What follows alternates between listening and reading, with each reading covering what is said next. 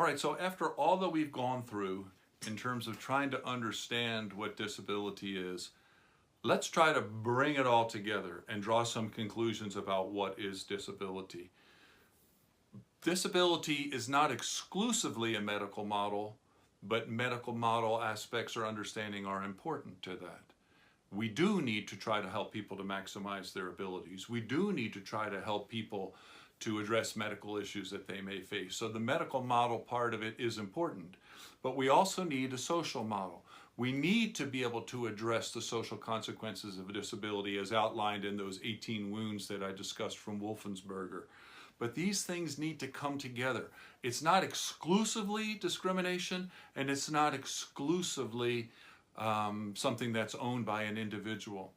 There's a famous author named Tom Shakespeare who writes about disability studies issues, and he is a person who himself uses a wheelchair. And oftentimes people who use wheelchairs are not as mobile, may experience bladder infections.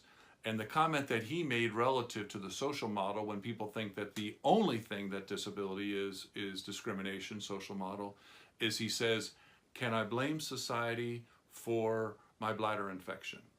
And the point of him asking that question is basically to say, no, things are much broader than that. There are medical components of disability that travel along with the social components of disability, and both of those need to be addressed to fully understand disability. And we'll get to this later, but to fully do disability ministry, we want to maximize a person's abilities in terms of helping them to understand the things of the Lord, critical one part of disability ministry.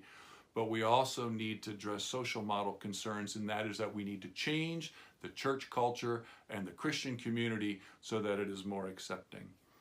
Another thing we can take home from this is that, once again, we need to refute a moral model of disability. People carry this burden.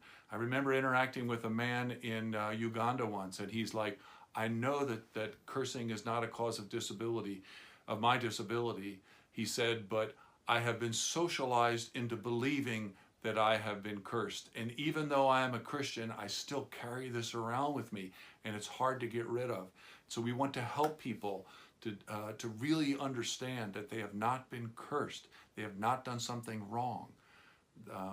It's just a kind of aspect of God's creation that they experience what they experience, and arguably there is purpose in it. And we need to once again advocate more for a Christian model. We need this replacement narrative that truly values people from a Christian perspective and kind of results in this alternative intuition. It reminds me of the passage where the Bible says, "If my people who are called by my name will humble themselves and pray, I will heal their land." It's easy for us to criticize everybody else in terms of what they're doing and how they could be doing better. We need to start with ourselves. We need to embrace a replacement narrative.